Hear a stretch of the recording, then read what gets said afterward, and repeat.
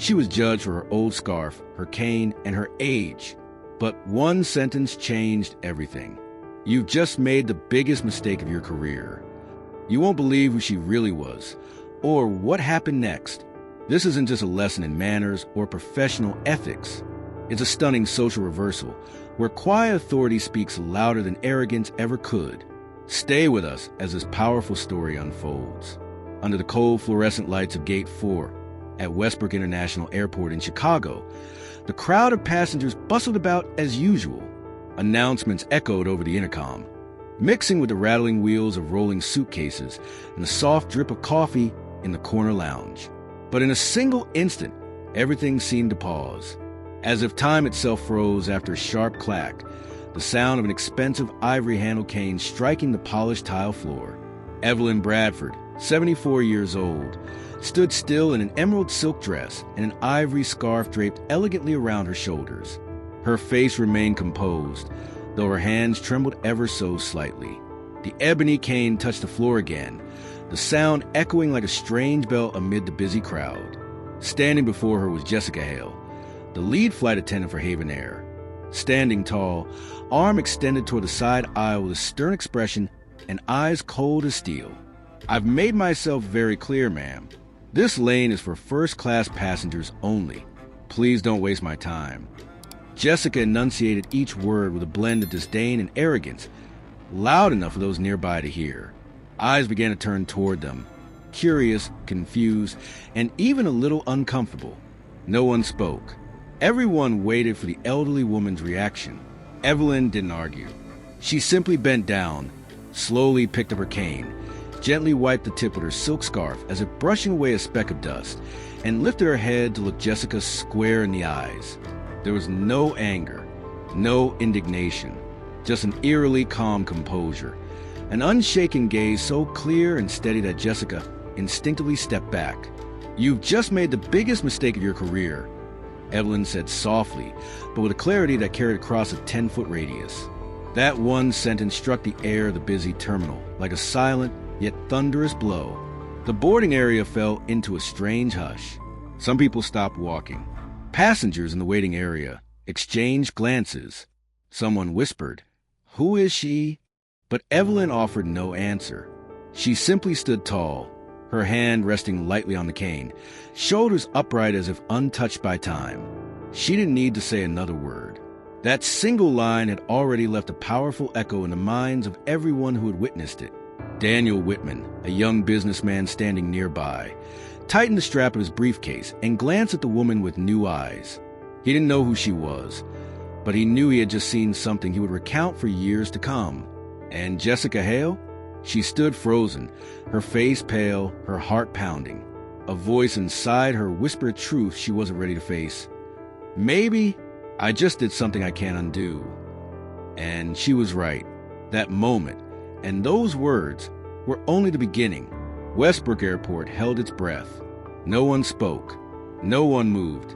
In that moment, even the airport's intercom seemed to dim, yielding to the tension hanging thick around the first-class boarding gate. Jessica Hale clenched a crumpled boarding pass in her hand, her eyes betraying a flicker of confusion beneath the composed exterior she struggled to maintain. But inside, her chest tightened as Evelyn Bradford's words kept echoing in her mind. "You've just made the biggest mistake of your career." And then came the footsteps.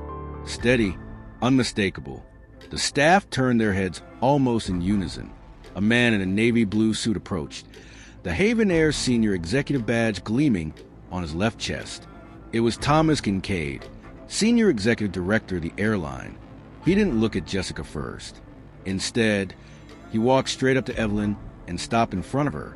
In that instant, both Jessica and those standing nearby exhaled sharply in shock, as Mr. Thomas gave a subtle bow, a gesture of respect rarely seen from someone in his position.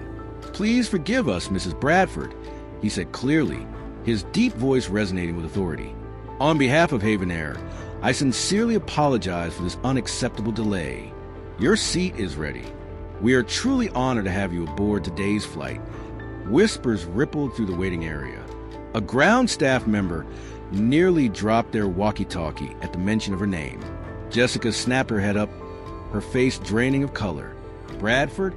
It was as if someone had poured a bucket of ice water down her back. No, it couldn't be.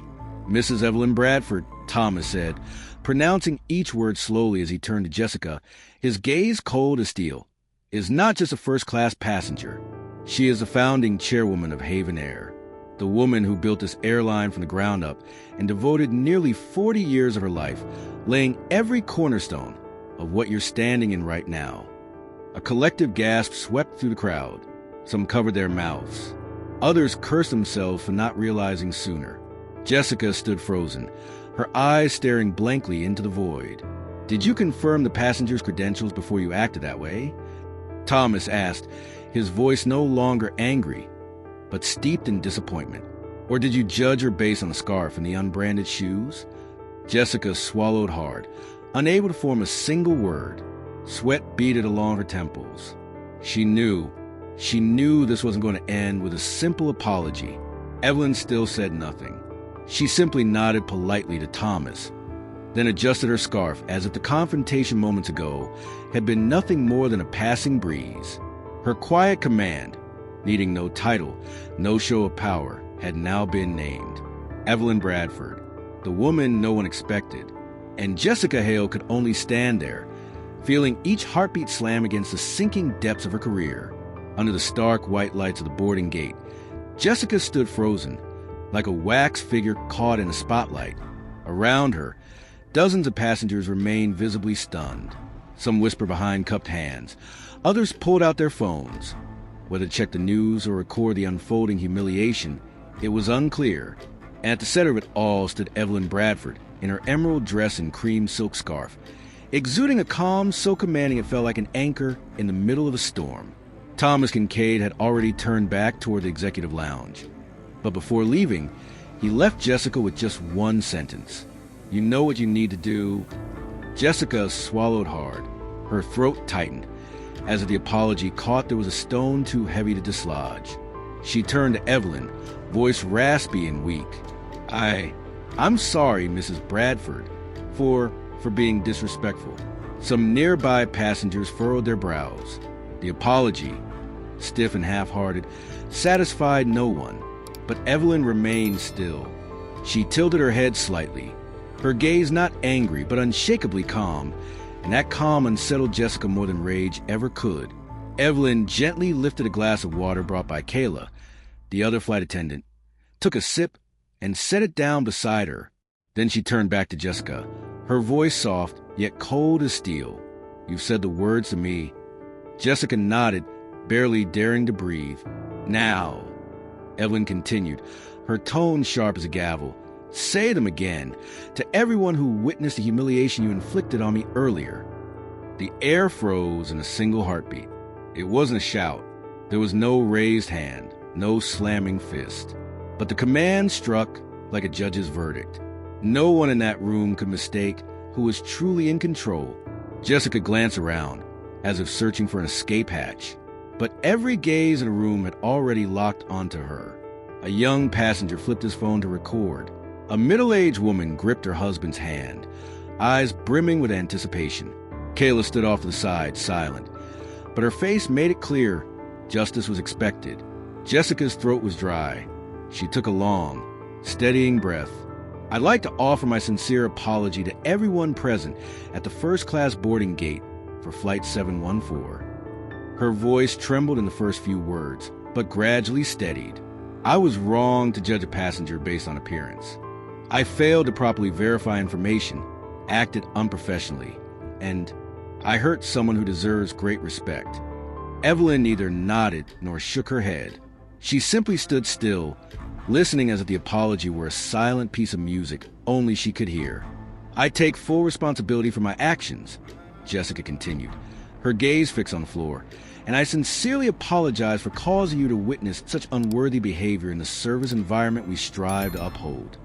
There was no applause, no resounding forgiveness, but the silence that followed, stilled by surprise, by a sense of resolution, by the removal of the long-standing discomfort, said it all. The apology had been delivered at the right time, to the right person, and most importantly, publicly. Evelyn gave Jessica one final look and offered a slight nod, without a single word. From that moment, the order of the flight shifted. But Jessica knew this was only the beginning of a much longer lesson she would now be forced to learn. Under the soft lighting of the first-class cabin, Evelyn Bradford sat calmly, her hands resting lightly on the leather armrests. The clamor of the boarding gate was far behind her now. No more scrutinizing stares, no more tense murmurs. And yet, the atmosphere around her had not quite settled. Jessica Hale, now carrying the weight of remorse on her shoulders, remained standing at her side. The flight had taken off 15 minutes ago. The seatbelt sign had dimmed, and the first round of beverages had started making their way down the aisle. But Jessica had yet to move, not because her duties held her there, but because something within her refused to let her leave so easily. Evelyn gazed out the window, the afternoon sunlight casting a soft glow through the double-pane glass. Then, as though sensing the moment had come, she turned her eyes to Jessica. "I have one question for you, Miss Hale." Her voice wasn't loud, but it carried more weight than any command Jessica had ever heard. "Yes, ma'am," Jessica replied, hesitant. "If I weren't the founder and chairwoman of this airline," Evelyn said, each word delivered like it had been carved in stone, "if I were just an old woman in a dated dress with a cane, traveling alone, would you have apologized?" The air seemed to freeze in place. Jessica's heart pounded, as though the plane had hit turbulence. A part of her wanted to say yes, to smooth things over. But Evelyn's gaze was too sharp, too knowing. Jessica understood she would see through any lie. After a long pause, she lowered her head. "No." Evelyn said nothing. She turned forward again, as though listening to a symphony reaching its quietest, most solemn movement. But just then, Thomas Kincaid unexpectedly returned to the cabin, and he wasn't alone. Walking beside him was a middle-aged man in a gray suit, tablet in hand. Marcus Ellington, senior in-flight conduct supervisor, the official responsible for overseeing staff behavior in the air. Jessica felt the blood drain from her face. "Apologies for the interruption, Mrs. Bradford," Thomas said respectfully, before turning to Jessica. "We need to briefly go over a few matters regarding the incident at the boarding gate." Marcus said nothing. He simply handed the tablet to Jessica. On the screen was a video, footage of the entire encounter, from her condescending gaze to the moment she snatched the boarding pass from Evelyn's hand. "This video," Thomas said slowly, "has already been submitted to the company's ethics council and has been captured from several different angles by other passengers." Evelyn didn't intervene. She merely looked at Jessica. But this time, her eyes weren't filled with disappointment. They held something deeper, compassion. Jessica's hands trembled slightly as she held the tablet. Then, Evelyn spoke, her voice carrying a note of gentleness for the first time in this tense exchange. "Everyone makes mistakes, Miss Hale. The question is, who do we choose to become after them?" Jessica looked up, and in that moment, beneath Evelyn's gaze, no longer that of a wrong passenger, but of someone offering a choice, Jessica understood. She could stay defensive, or she could change. Before leaving the cabin to return to the operations room, Thomas Kincaid stepped close and stopped beside Jessica. He didn't need to raise his voice. His low tone commanded attention all on its own. "Miss Hale, from now until the end of this flight, you will personally attend to Mrs. Bradford." Jessica's head shot up, stunned. "Just me?" "Precisely." Thomas nodded, his eyes never leaving hers. "You'll be responsible for every one of her needs. No delegation, no substitutions. In other words, walk in the shoes she once looked down upon." Jessica swallowed hard and nodded. She turned toward Evelyn, a tray of water in her hands. Each step felt heavier than the last. Other passengers in the cabin watched her quietly. No one spoke, but their eyes said enough for her to feel the full weight of humiliation. "Here's your water, ma'am." Evelyn looked up, offering a polite but cool smile. "Thank you, Miss Hale." The way Evelyn addressed her, Miss Hale, made Jessica freeze. It wasn't Miss, and it certainly wasn't Attendant. It was her full name, spoken with deliberate precision, as if Evelyn was placing Jessica exactly where she belonged. No longer the one in control, but someone now held accountable. For the remainder of the flight, Jessica had to respond to every request. Warmer tea, a cleaner blanket, adjusting the seat until it met Evelyn's exact preferred angle. Evelyn was never rude or unreasonable, but everything had to be exact, proper, and left no room for error. For the first time in her career as a flight attendant, Jessica wasn't the one setting the standard. She was being measured. And worse, Evelyn didn't express anger. She remained composed, courteous, and quiet, like a mirror reflecting every action Jessica had once considered professional. At one point, while folding Evelyn's blanket, Jessica's hand brushed lightly against a phoenix brooch pinned to the older woman's chest. "It's beautiful," she murmured, then quickly pulled back, as if she crossed an invisible line. Evelyn smoothed the blanket over her lap, eyes still fixed ahead. "It's a symbol of renewal," she said softly. "It only holds meaning when one accepts they've once been ashes." Jessica didn't move. She didn't respond. For the first time, her gaze didn't dart away. It held steady and listened. That was the real reckoning. Not being fired, but seeing yourself through someone else's eyes and realizing you're no longer who you thought you were. Under the warm lighting of the first-class cabin, with the engine's gentle hum playing like a vague lullaby, Jessica Hale stood frozen between two rows of leather seats, the tray in her hands trembling slightly. The flight had only just taken off from Dallas-Fort Worth, but within her, another journey had quietly begun, a journey of self-reflection. Evelyn Bradford didn't ask for much. She read, sipped her tea, and occasionally stared out the window as if speaking with the sky. Yet the air around her seemed to carry its own gravity.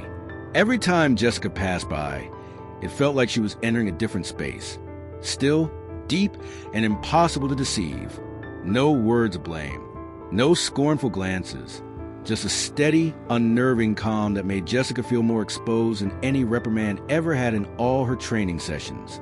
An hour into the flight, Jessica leaned in to adjust Evelyn's blanket, an action she had performed 100 times before. But this time, her hands trembled. Evelyn tilted her head gently. "Your hands are still cold," she said, "just like they were when you served me breakfast on the Miami flight 2 years ago." Jessica froze. She looked up, stunned. You remember me?" Evelyn turned the page in her book, a soft smile on her lips. "I remember the people who made me feel judged simply by the way I dressed." There was no anger in her voice, but those words hit Jessica like the shattering of a mirror she had been using to look at herself. In an instant, she recalled who she was 2 years ago. Cold, precise, always following protocol, and silently categorizing passengers with a glance. The cabin fell silent. A young businessman in the opposite seat, Gavin Porter, glanced at Jessica with an unreadable expression. Maybe he had overheard the incident at the gate. Maybe now he was asking himself, "Is this the same woman who yelled at some of my grandmother's age?" Jessica's throat felt parched. She stepped back, leaning lightly against the cabin wall.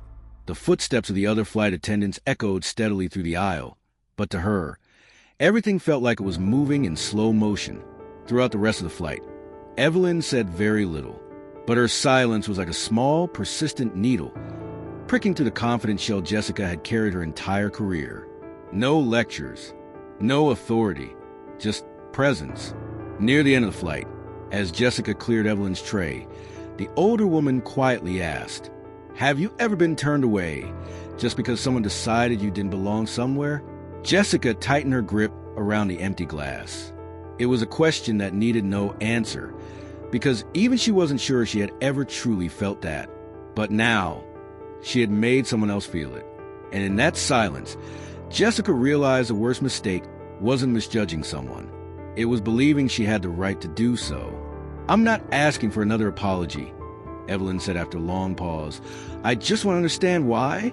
Jessica swallowed hard. I didn't think you belonged in this cabin," she admitted, eyes cast downward to the aircraft floor. Evelyn stayed silent for a moment, then asked, gently, yet piercing straight to the heart, "Was it because I'm older? Because I wasn't wearing makeup? Or because I wasn't carrying a Chanel bag?" Jessica froze. She had no dignified answer. Her lips trembled slightly. Evelyn wasn't accusing her. She was peeling back Jessica's defenses, one slow, precise layer at a time. "You know what's strange?" Evelyn continued. I founded this airline because I wanted to create a space where no one was judged by appearances. And today I was treated like a stranger. Jessica's eyes welled. But before she could respond, a loud sound broke through from the front of the cabin. Arguing voices. Both women turned. A visibly intoxicated young passenger was shouting at a young mother because her baby was crying. The tension escalated quickly. Jessica rushed to intervene, trying to stay calm, but her efforts came off clumsy. The passengers started yelling at her too. At that moment, Evelyn stood and stepped forward. "You can choose to act with decency," she said, her voice sharp and deliberate, "or be banned from flying for life." Her eyes flashed with an authority that didn't need rank, and the entire cabin went silent. The man backed off, then grudgingly slumped into a seat. Evelyn turned to Jessica. She said nothing, just rested a hand lightly on her shoulder. It wasn't a reprimand. It was human. As Jessica returned to her position, a realization hit her. Power doesn't lie in giving orders. It lies in presence, in the ability to make people think, without ever having to raise your voice. And today, she was learning that lesson from someone she had once assumed didn't belong here. The next morning, inside Haven Air's corporate headquarters in downtown Chicago, the fluorescent lights on the 14th floor conference room poured cold, pale light across the long glass table. Jessica Hale sat upright at one end, her uniform perfectly in place, but her face no longer carried its usual armor. Across from her sat Thomas Kincaid, Haven Air's senior executive director, beside Raymond Lee. The airline's head of human resources and several members of the board. The room felt as tight as a sealed aircraft cabin. All that was missing was the engine hum, though Jessica almost wished it were there, something familiar to hold on to. Here, there was no seatbelt, no safety briefing.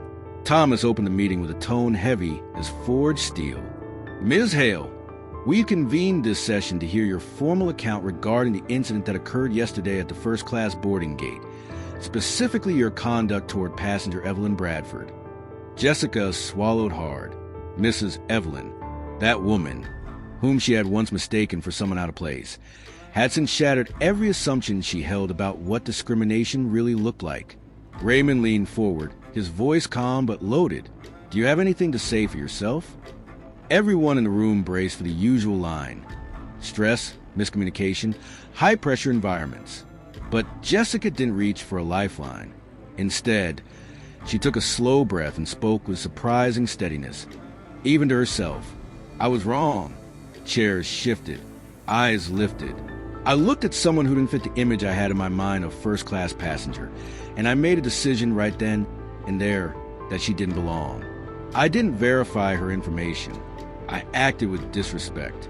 And when I was challenged, I responded with defensiveness and superiority." Raymond's eyes narrowed slightly. Thomas said nothing, his fingers interlaced. Jessica continued, "I didn't do it because I hated her. I did it because I've gotten used to thinking I know who deserves what. I was wrong, and I need to make it right, not just for the company, but for myself."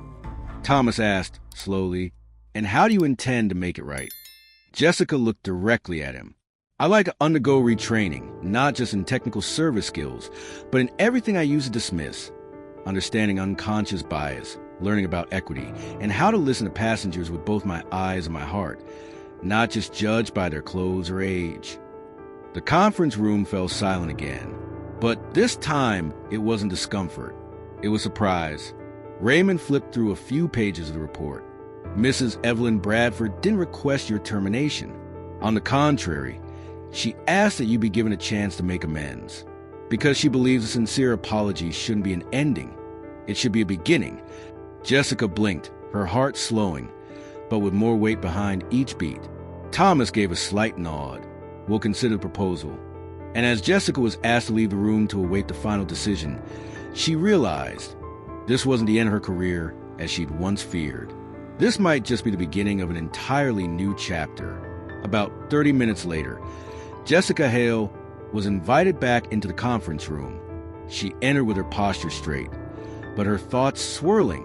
Her eyes glanced over the faces awaiting her. Thomas Kincaid, still stern.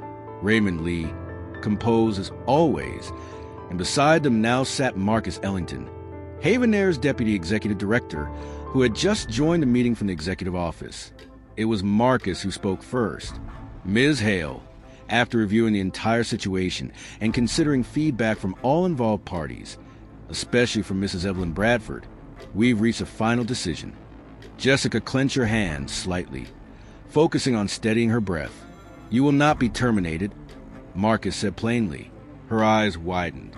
She couldn't react fast enough. However, Thomas added, you will be placed in a special internal oversight program lasting 6 months. During this time, you are required to undergo full retraining in customer service, cross-cultural response protocols, and advanced unconscious bias education. Raymond chimed in. You'll also participate in a mentorship initiative personally suggested by Mrs. Bradford. Focus on building professional self-worth without sacrificing decency. Jessica swallowed the words that had risen to her lips. It wasn't relief she felt, but something else entirely. The kind of feeling that only comes when you realize you've been given a chance to make things right, but only if you prove yourself worthy of it. I understand, she said softly, and I accept. Marcus studied her for a moment, then nodded slowly. This isn't mercy. This is a test. If you fail, there won't be another chance. But if you succeed, you won't just keep your job, you'll prove that people can change. Jessica nodded. Something deep inside her stirred. Not because she'd been forgiven, but because someone who had every right to be furious, had chosen to believe she was worth the effort of redemption. As she stepped out of the conference room once more, Jessica didn't feel saved. She felt challenged. And this time, she knew she had to outgrow her own shadow. Jessica Hale stood still in front of the large glass window, watching Flight HA 714 taxi away from the gate. She imagined Evelyn Bradford sitting in the first-class cabin. No one waved. No one said goodbye. But Jessica knew Mrs. Bradford had left something far more important than a farewell. Not a lecture, but a lasting reminder. I don't want people walking away from their mistakes without learning something. Evelyn had said that to her just before stepping through the security gate. Her voice wasn't raised, not demanding, but in the depth of her gaze, Jessica had seen herself reflected, exposed, vulnerable, with nowhere left to hide. She turned away, heading down the internal corridor of Haven Air, where the overhead lights cast cold reflections against the polished tile. But this time, her footsteps weren't heavy with fear. They were heavy with responsibility. Not just responsibility to a uniform or to a flight schedule, but to herself, to the thoughts she never questioned, to the biases she carried without knowing. On Monday morning, Jessica would return to the training center. No one would force her to work 3 times as hard, but she would choose to.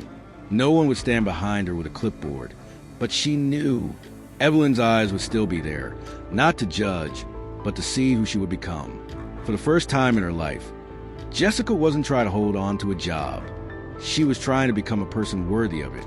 And somewhere in the bustling crosswinds of Westbrook International Airport, Chicago, a new chapter quietly began. No fanfare, no ribbon-cutting ceremony. Just a young woman with a fresh notebook in hand and a quiet, persistent resolve. Never walk away from a mistake. Unchanged,